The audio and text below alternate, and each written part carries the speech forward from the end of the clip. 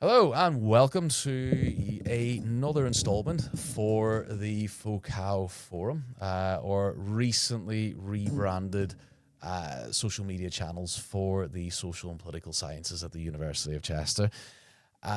Today I've got a couple of guests from our student cohort, but before I introduce them, just a little bit on the nature of this episode today. So, from undergrad to postgrad, the great leap. The essence of what we want to discuss today is, well, the vast majority of students that come through my lecture doors are not thinking about postgraduate education. It is fair to be said, especially when they are first and second year, perhaps. Most, especially criminology students, want to come in and it might be the police, the prison services, but further education, further essays, reading of books, none of that is really on the horizon for life after an undergraduate. That typically comes into the realm of thought maybe as undergraduate students get to their final year, and certainly maybe in the weeks and months after they complete their undergraduate studies. So, our students today joining us, we have Leanne and Lisa. And I was going to give you a little bit of an introduction, but it's probably best that you guys do that yourselves. So we'll begin left to right. Leanne, if you want to just tell everybody who you are and a little bit about yourself. Okay, so I'm Leanne. I've just graduated in counselling skills with criminology, and I'm due to go on to my master's in archaeology of death and memory. I'm starting next week, and I'm really looking forward to it. Fantastic. And Lisa. Yeah, hi, I'm Lisa, and I've just finished my undergraduate as for criminology, and I am also moving on to a master's starting next week with the archaeology of death and memory. And both of you, of course, criminology graduates, but a slight difference there because Lisa, you were single honours, and Leanne, you were combined with counselling. If I start with Lisa, do you want to just sum up your degree in terms of what you studied and maybe it's really hard to pick, I know, but maybe one of your most favourite modules or topics, because I know you did a dissertation as well that might be an inclination as to maybe what your favorite part was, or maybe by the end of it, maybe it wasn't your favorite any longer. But yeah, I know your dissertation was quite an interesting one. Yeah, so it is hard to choose what my favourite part was. I love, excuse me, every time we did a new module, I was like, wow, this is really, really interesting. So I studied my dissertation. I wanted to do a dissertation, but at the time, I also wanted to do something on green criminology, and we couldn't do both. So I decided to do my dissertation on green criminology, and it was water pollution in the UK, and that was a semiological approach. So it's not so much maybe classed as crimes, but harms to the environment and wildlife. So yeah, I really enjoyed that. So that was like my way around. Yeah, I'm sort of doing what I wanted to do. In my first year, we did youth justice, and we touched on something called child first, offender second, which I really liked. It's challenging. I understand how a lot of people might not really appreciate it, but if you can see the child first before the criminal behaviour, it might go a long way to try and understand why these things happen. Yeah, and I mean, that's go back to first year as well. I find as well, when it comes to dissertations, it's really, really common for students in their final year to be picking topics on things that they actually touched upon in their first year, and I find that quite. I find that really nice because it's testament to how topics can live in people's minds to the point then where it kind of manifests and they really want to delve into it that bit more as a pet project, a passion project, as I like to call them for dissertations at level 6. Leanne, you're going to have some overlap there, of course, because what Mhm. Lisa has studied will be and has been core modules for yourself, but there is that difference in that you were combined honours, so not so much criminology but weighted or leveled out by a heavy dose of counselling as well. Yeah, for criminology, I enjoyed the state crime module, and I tended to focus in on how that may have impacted people in society in relation to the trauma they experience. So that's where it links in with counselling skills. I don't know if you want me to talk about my dissertation. It was in Yeah, counselling yeah, skills. yeah, Okay. absolutely. I mean, it's a big project, and if it's one thing I found after I graduated is that no one ever spoke to me about my dissertation. So this is a good opportunity for you. If I wasn't in the job that I'm in now, I probably still wouldn't get to speak about it. So Yeah. yeah, absolutely. Fill your boots and tell us about your dissertation. Okay, so my dissertation focused on how trauma can impact the body because I've actually experienced it myself. So and recovered. So I have obviously got an interest in that area, and I just approached it from a holistic perspective of how you could heal your body and also how trauma does impact your body. Because obviously there's a lot of chronic health issues out there which are caused by trauma. Yeah, and this is what part of the beauty as well, I think, of doing dissertations, because it really it allows for topics that, you know, I know it's an undergraduate dissertation, so the expectation for something new and novel isn't there in the same weight as maybe like a master's or definitely a PhD, where you have to, for a PhD, you have to bring something new to a body of work, to a field, for it to be, you know, original and what have you, an original contribution. But I mean, you see plenty of that as well, those shining fruit undergraduates, and it's because it is a door for undergrads to be able to pick something that matters to them, and quite often that translates as well as something that hasn't really been touched upon. I've had a couple of students in recent years, one actually last year as well, who picked topics that my level of intrigue was piqued right from the start, and they didn't disappoint either come the end product. And well, we both know that you guys did pretty well as well on your end product, so well done there. And I think that maybe brings us to I'm trying to think, what should I ask first of the both of you? What do you think are the most valuable skills maybe if you're undergraduate? That's question one that I'm contemplating. And then number two, how did it feel getting your final papers over the line? I think I'll start with the latter of those. How did it feel, Lisa, getting your undergraduate paper, the last one, over the line? I mean, we'll start maybe with the after you submitted. Not, you haven't got the grades yet. It's just been submitted, but you know it's your last paper. How did that feel? I was very, very, very proud of myself. Nervous, excited. However, no matter what the grade came back, I knew that I couldn't have tried any harder. And that's where I was just so proud of myself. Relieved, however, looking forward to the next one. Even though that was my last one, I was looking forward to carrying on. So yeah, I'm excited. I couldn't wait to find out what my marker had said.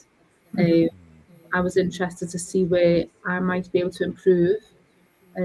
So I just wanted to continue. But yeah, I was really, really excited and relieved.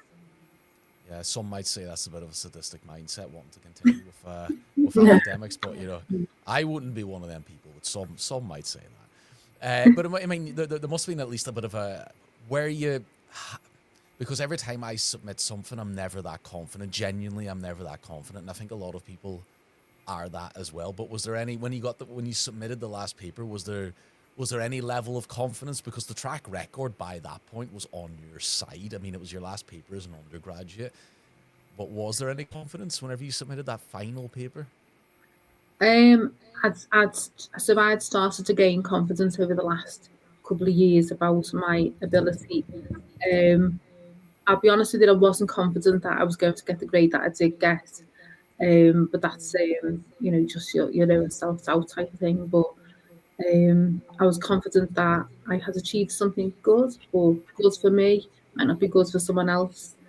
Yeah, so I was quite confident really that I'd achieved something good.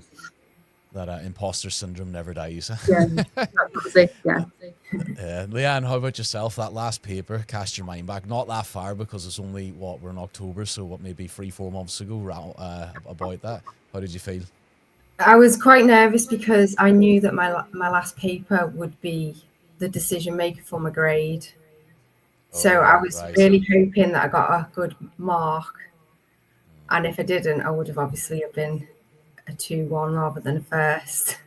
But I managed to just skim it. I was really pleased. But obviously, like, imposter syndrome came in, and I kept convincing myself I was going to fail. And then, but after a couple of weeks, I was like, no, you've got this, because I'd gone back to it and read it, and I was like, you've done well. So, and I was right.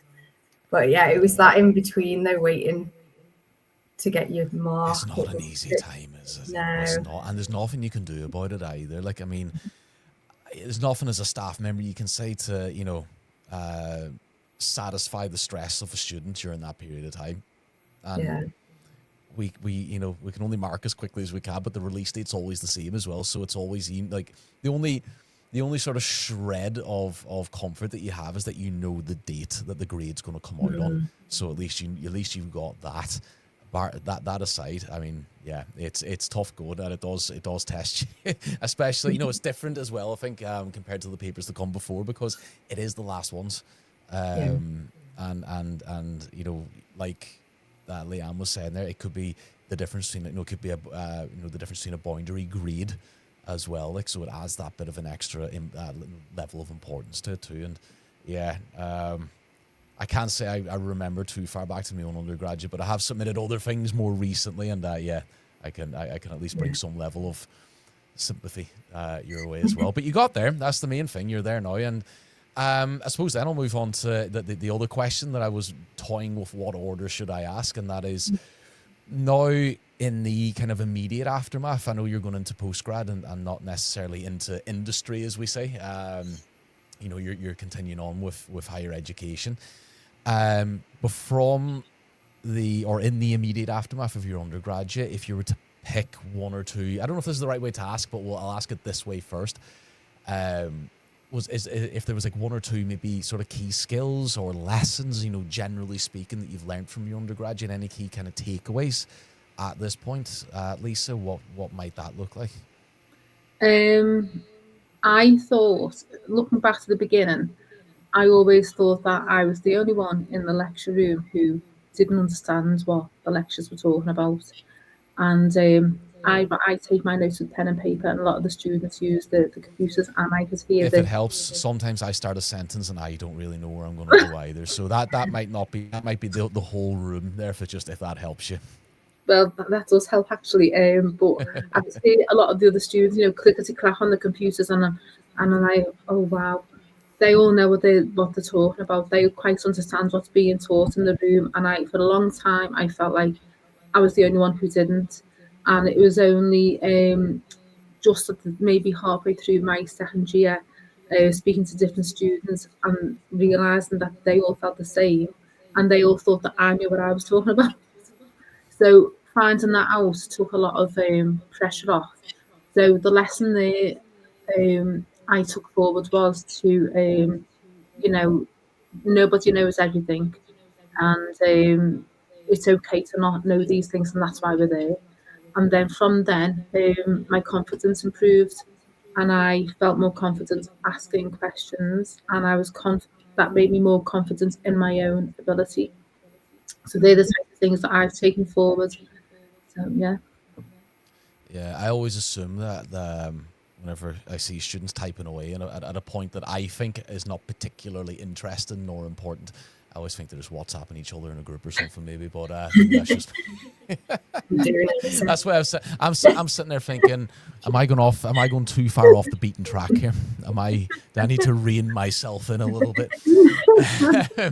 But yeah, Leanne, if there was one maybe takeaway again from that perspective that's slightly different from Lisa's in terms of criminology counselling, I mean, what would your kind of takeaway be? Because you would have had a different field of study under your belt.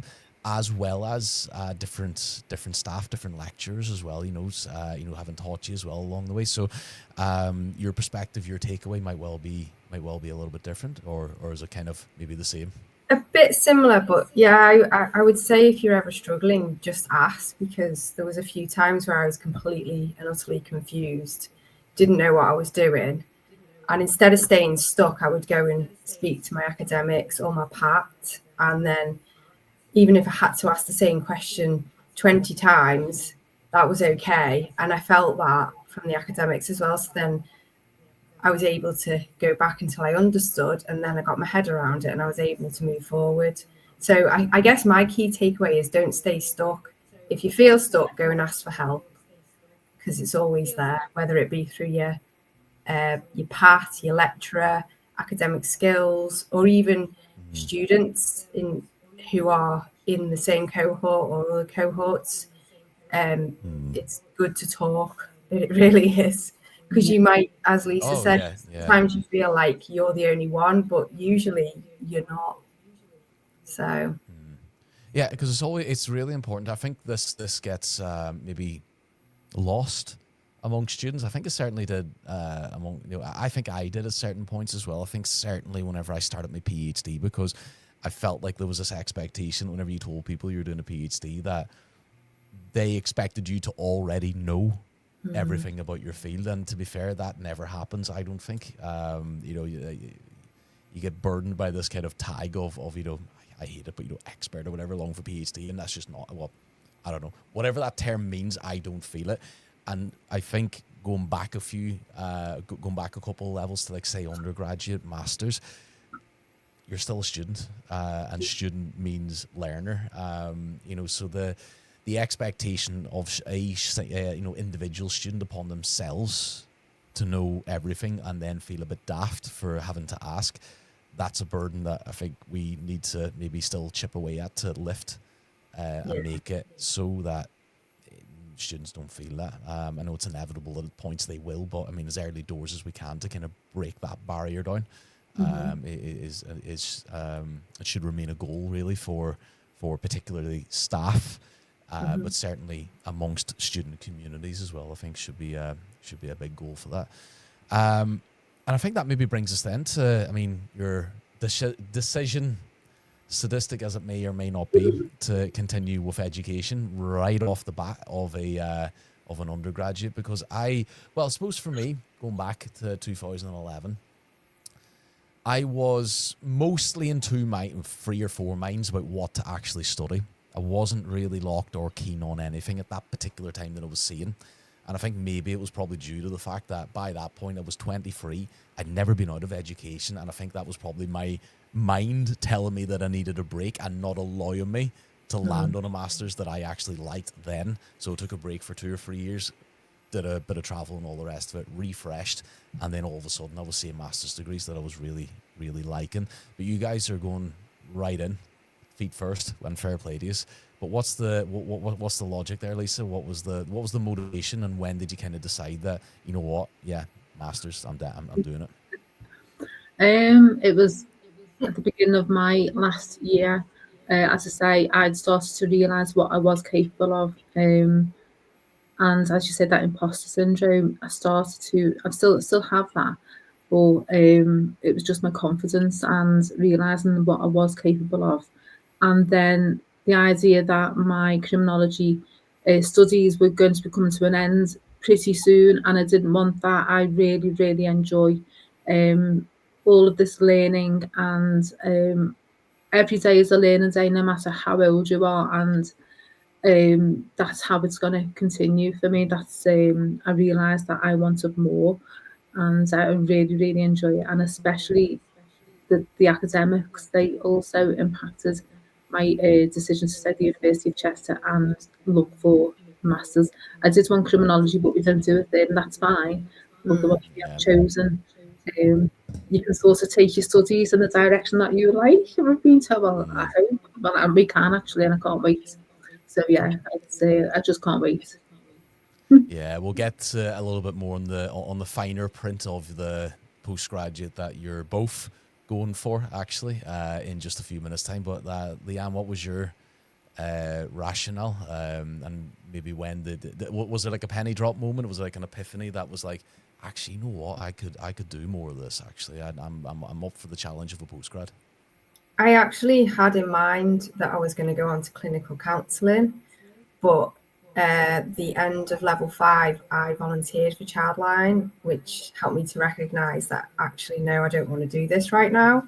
So I had a look online, and then I came across this course and read the description, and I was like, wow, this is for me, this course. And yeah, that was it. I just changed my mind and went in another direction, just followed my instinct, and that was that. And also, yeah, I just love learning. It does look great. Just a lifetime student, I guess I will probably be. Yeah, I've got a WhatsApp group with some of my friends still from university, and I still get ripped for basically being a lifetime student as well. Like, I get asked when I'm going to join the real world and what have you, but yeah, all in good jest. But I take it somewhat personally. Anyway, but no, I mean, it looks great. And I explained to you as well before we even started recording this episode that I genuinely know very little about it. The title alone really intrigues me. I think sometimes, when it comes to module selection, like I teach international injustices and the death penalty, as you know, for level 6, which is an optional module, but it's one of the more popular, and I think that the title is it's a draw. And I think if I were to in the market for a master's degree, I think death and memory would certainly be one that at least gets me reading the prospectus and not scrolling past it at the very least. And you guys have both elected to enroll. And you're starting, just remind me, you're starting, is it next week? We're recording today on October 9th. Is it next week or the week after? In 15th, yeah. 15th, yeah, so very, very soon. And I mean, we'll get to some of you can tell me what it's about in a minute's time, but we're going to listen to the great TikTok rock star that is Mark Howard explain a little bit more to us first. So we'll listen to what Mark has to say about death and memory as an MA. Hello, I'm Howard Williams. I'm Professor of Archaeology at the University of Chester. Through the MA Archaeology of Death and Memory, you get to explore the complex history and prehistory of death and memory from Paleolithic societies right the way up to the present day. Our mortality and our relationship to the past defines us, and archaeologists have developed a rich range of approaches, looking at the landscape, looking at monuments and architecture, and also looking down at individual objects and the burial of the dead as ways in which we can understand how past societies also remembered their history. Through the MA in Archaeology of Death and Memory, you get to explore prehistoric cemeteries, Roman tombstones. You get to investigate early medieval burial grounds, also modern cemeteries, and even modern crematoria and gardens of remembrance, all of which are different ways in which society honours and remembers. Our MA takes us on a really interesting and distinctive journey, a journey that involves looking at archaeological evidence, but also a rich range of other materials, including historical sources, maps, place names, and the landscape itself as a source of information. So the MA Archaeology of Death and Memory is a distinctive and indeed unique course where you can explore a range of exciting new areas of research in archaeology and the relationship of archaeology to other disciplines. If you're interested in this fantastic course, we'd be delighted to hear from you, so please do get in touch. Well, it definitely is unique. And firstly, I apologise, Howard. I don't know why I got the name Mark stuck in my head. Please forgive me, because I would like you, if you're watching, to come onto this channel sometime. So please don't turn it down for just based on that. I am so sorry. But no, it is genuinely, I mean, like I said, the title alone is intriguing. And I'll sort of pass over, we'll go to you guys, because I mean, that's genuinely the first the first I've really delved into. I did not get the time to even read through the website before we started this call, as you know, the nature of it is Freshers Week as well, so it's been really, really busy.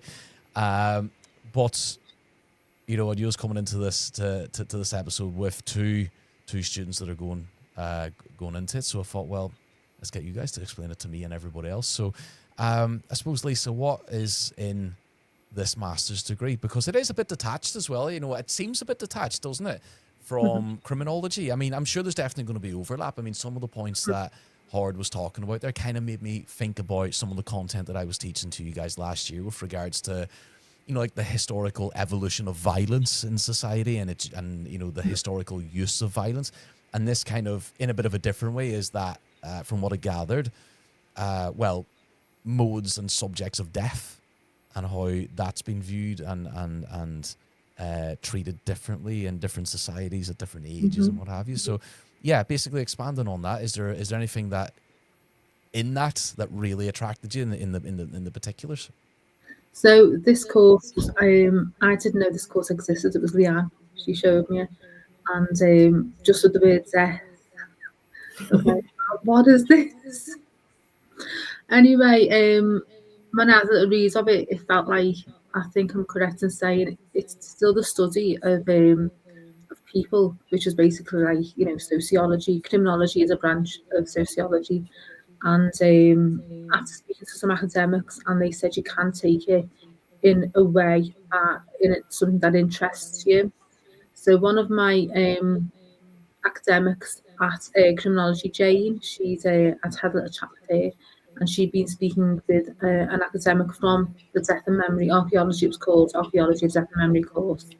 And she'd been working on something called prison digs, and I was really interested to find out what that meant. And basically, when they were doing these prison digs, it was trying to understand the difference, I suppose, to past and now prisons and how people were treated and why they were. So this is where I've got my criminology, thoughts type of thing going into it. So that's what I'm interested in, and then it's sort of given me a little bit of a taste of what I'd like to go on to further on. I was going to say, yeah, because I would think there will be some carry over of the content of all the vast modules that you covered in criminology. There will be some interlink there, wouldn't it? There'll be some foundation of knowledge already that you've gained in criminology that you might be able to transfer over to help, you know, embed what is. I mean, it's a new sort of subject discipline as well for you. It's outside of criminology, and well, likewise for you as well, Leanne. And what was the main attraction for you as the one out of the both of you that spotted it? What was apart from the title, but what was in it particularly that made you think, yeah, actually, I want to know more, to the extent that I'm gonna apply and enroll? For me, it was because I'd be able to take a more in-depth look into human behaviour. I'm really interested in human behaviour and also how our environment impacts us. So I guess I will take it down that way when I get my teeth. That's maybe where there's a bit of a sort of rub of counsel in there, because it is human behaviour, it's human reaction, and maybe even emotions as well. So there's that kind of maybe overlap as well, I suppose. I've not studied counselling before, so you would know better than me on that front. So yeah, would counselling, do you think, feature more or to a decent extent in this master's degree? Well, yeah, because the commemoration of death and how different cultures commemorate death, I guess I'll learn about that, and then I'll be able to see how maybe that impacts how people process death. And I guess Western culture, we kind of, I don't know, maybe don't talk about it as much or celebrate it, whereas other cultures might do, which may help them process that more. So I that's what I'll be looking into. So yeah, that just really intrigues me.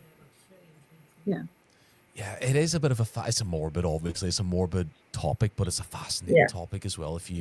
Some people just, it casts a bit of a downer on them, those talking about death, but I mean, it is a fact, because it's one of them inevitabilities of life is death, isn't it? And actively getting more,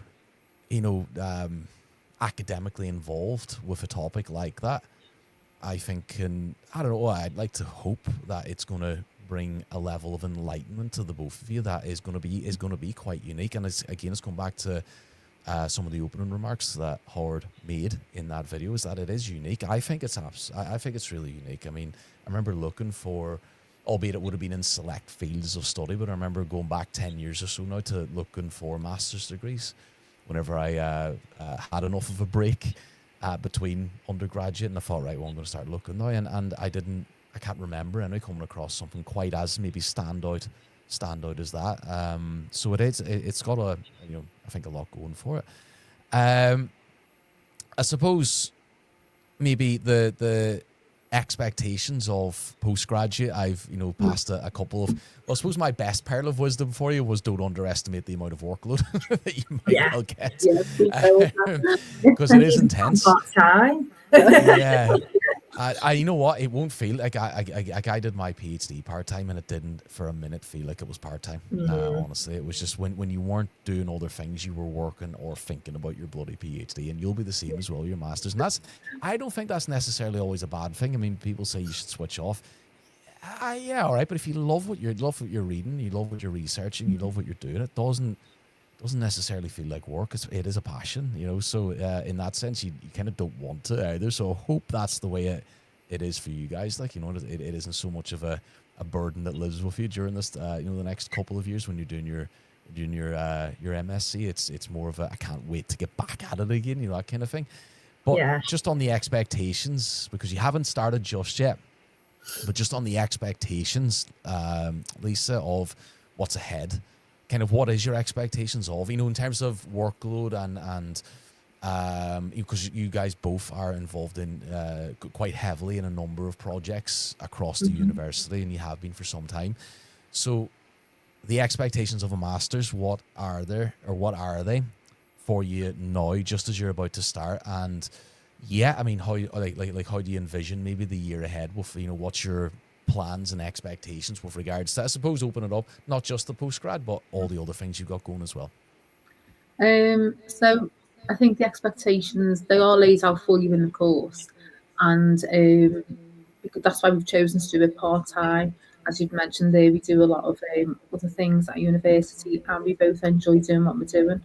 I think like the expectations, because we've done our undergrad and we keep getting told in a master's, like it's a bit more maybe intense, I think, or what have you.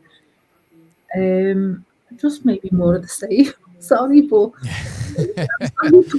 because we don't stop anyway.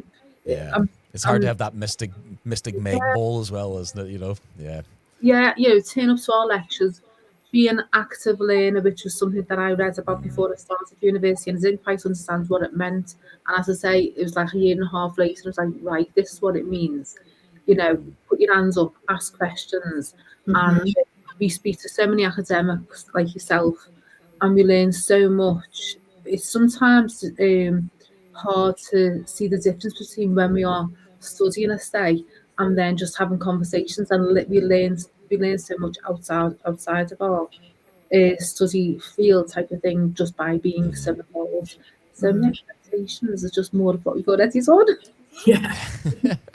Sorry. No, absolutely fine. Because it's probably one of the more difficult questions, because I mean, you're being asked about it's what's ahead and who bloody knows, but it's more, I think, just about your feelings of to get a scope of your feelings ahead of what is a step up in your education, from level 6 into level 7 studies, and just to see sort of if there's you seem fairly confident and fairly relaxed about it at the minute, which isn't necessarily always the case with prospective students coming in the door of I know it's the same. That might help actually. As a point, I've just walked myself into the fact that it's at the same university that you've been used to for the last few years, and around people that you already know that you've got good relationships with. That might help. And I suppose, Leanne, what's your expectations for the year? Are they kind of similar, or is there any level of nerves there? I suppose there might be a little bit of nerves there, or is it more anticipation to get started, do you think? Just bring it on and get started. I think, like what you just said, with Lisa and I already knowing each other as well, knowing the university, already having a relationship with academics, and also in that department, that's taken away a lot of like wondering, I guess. So it's just a case of when can we get started? Let's get on this. No, that's good. I mean, it's sometimes it is just because it's been a few months now as well since you've both sort of finished your last assessments and what have you, and then it is you know that the start is coming, and it's just let's get going, and knowing both of you, there shouldn't be any fear factor behind it. I know you'll do brilliant at it, and you'll smash it, and from what we can see there from the again, better what's ahead of you than what I do, and it seems like it's going to be a really exciting time for you, like with a lot of topics that, I mean, to coin a recent phrase, to deep dive into. I mean, I think I'd be looking forward to quite a few of those topics as well, like to really get your teeth into, I suppose final question really for the both of these, again, just sort of swing it around and taking it in turn. It's another question that is asking what is ahead of you. What's the aims and ambitions, I suppose, for the masters? Is it further education again? Is it to maybe cap it at that and go into, again, industry, as we say, go out into the real world and get a going for the career jobs? Or have you got I suppose, Lisa, what's the and right now at the minute, what's your thinking for the road ahead postgraduate? Right, okay. Because I've come this far, and because I said earlier on, I've realised that I am capable of managing a good workload, and I really, really enjoy what I'm doing. I've already decided I want to do a PhD, and I would like to do it in morgue crimes. So that is quite broad. So there are a few things that you can study, and I suppose we're doing death and memory, and speaking to academics who are doing prison digs and what have you. Yeah, that's what I'd like to do. And I think what helps though is that both Leanne and I, as you said earlier on, we do so much volunteering at university, and all of that volunteering can just add to your confidence and your network, and that, because I wouldn't like anybody to think we think it's easy, we understand it's not hard, we really do.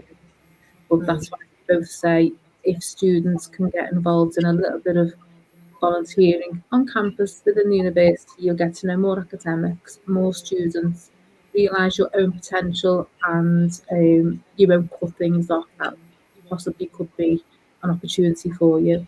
So I will be doing a PhD in morgue crimes.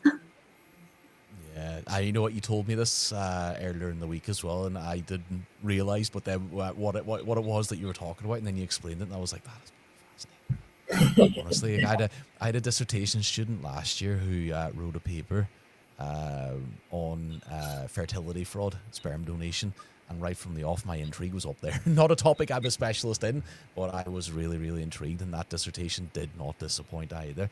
And your topic is the more crimes. It is up there, honestly. And it's, I mean, I was about halfway through my master's degree, and the penny dropped. I was like, I really want to do research as a career.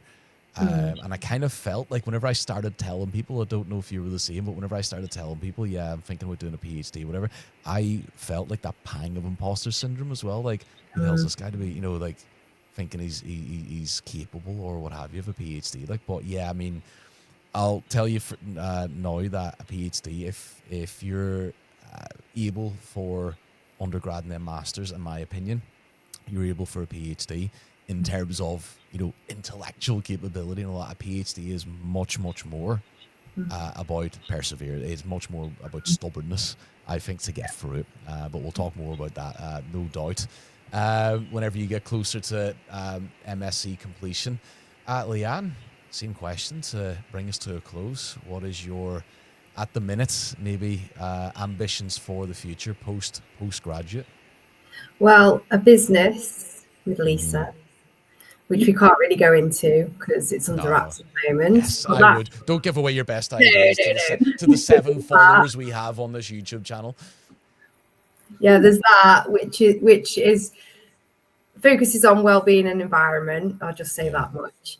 Then I would also like to do the trauma and attachment course as well, because that will link in with our business. Is that another postgraduate, sorry, or is that no PG? PG PG. cert. Oh, okay, yeah. So it's like Thank it you. floats. That Yeah. kind of floats between like an undergraduate and a master's degree. It's Mm-hmm. like a grey area in between. I actually completed my PG cert Yeah. about a year and a half ago now. But yeah, okay. So yeah, I'd like, I'd just business like to do PG that cert. to get more in depth with trauma and Yes. attachment, because I feel like that will go well alongside the business that Lisa and I are going to be launching in the future. And also, yeah, maybe a PhD further down the line. Yeah. But for now, that's where I'm at. So yeah. I'll talk to you again, but you might well suit a D prof as well, which is like, it's different, but it's kind of it's equivalent to a PhD as well, further down the line. So we'll get talking about that at a separate time. But Yes, I'm overseeing. I'm on a supervisory team for a D prof student at the minute as well, who has active and experience in counselling studies. Actually, it's a counselling student as well. So we'll get talking about that maybe some other time. But yeah, there's options. And that's the beauty, I think, as well of postgraduate, is that it puts you, and I tell this to level 6 students. You probably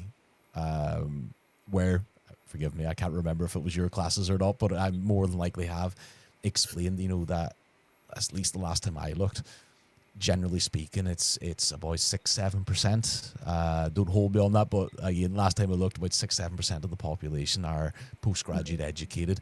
That percentage, of course, drops again then for PhD down to like 1-2%. So you're getting into an ever more niche sort of cohort of the population with the education level that you're going into and hoping to go into in the future as well. And that only serves you well, going into future careers and all the rest then that you've got ahead of you. And I would say that for anybody who is undergraduate level now and is not thinking about postgraduate, at least consider it. And I think to be fair, most students do at some point, but there's a reason why you're going into and hoping to become that 6-7%ers that only have of the population that are postgraduate, is because it's just not for everybody for X, Y, and Z reasons. But each to their own. For some people, it's a right thing to do. For others, it's just not. And that's just the way it is. And for you guys, you found that topic of passion, deaf and memory, and that level of intrigue that's going to give. So I think that might be a nice wee point. Actually, no, we'll go with one last. Yeah, I think one last bit of advice, one last question, very quick fire advice to the first year version of Leanne and Lisa.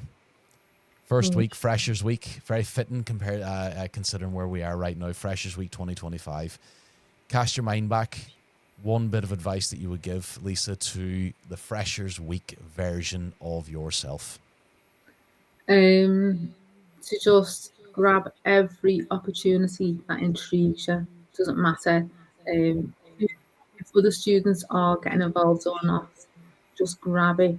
Go along, and you will find people that are also interested in your academics, and that's it. Just opens it all for you.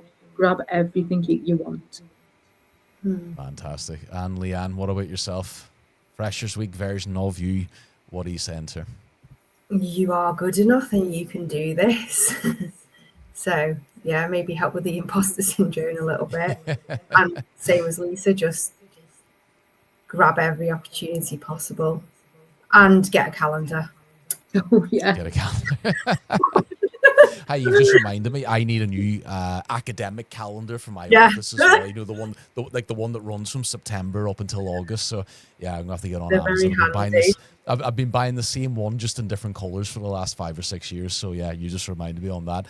And on that note, thank you for joining me on this. I know you guys do a lot of work with me on social media as well. Of course, you guys can be found on the University of Chester's Criminology Society Instagram, and maybe this year a little bit more heavily on TikTok as well. But you can also be seen collabing work on the Focal forums, Instagram, TikTok, and some of the other channels too. So you can be found widely across social media platforms and in and around the university campus as well. So any current students, especially those in the social and political sciences that are on campus and maybe looking for a little bit more peer and mentor support, because that again is part of what you do, feel free. I would imagine this is a fair invitation to give for them to approach you if they do need any sort of student advice. On that, we will have you on again. You know this. We will have you on again for an array of different topics. And I'll be seeing you again soon. But just for the purposes of, an episode being recorded, all the best of luck for the year or two ahead in your MSc. We will touch base, at some point during to see how you're getting on, see what you're learning, maybe pick up a topic as well, and you can maybe explain it to people in a bit more master's detail. And we'll learn a bit more about the Deaf and Memory MA as well. So on that note, I'll just bump you off so I can close this episode down, but I'll get speaking to you both soon. Thank you. And that is it for what is our third episode onto this channel. It is getting hopefully a bit of momentum. We do have interviewees coming up, already booked. Very, very interesting array of guests. I'm not going to give anything away just yet, but we will be posting more episodes in the weeks and the months ahead. If you have enjoyed the content so far, remember to like, follow, share, subscribe, all of that jazz. And we will be back very, very soon with other guests. So in the meantime, good luck, and you will see us again soon.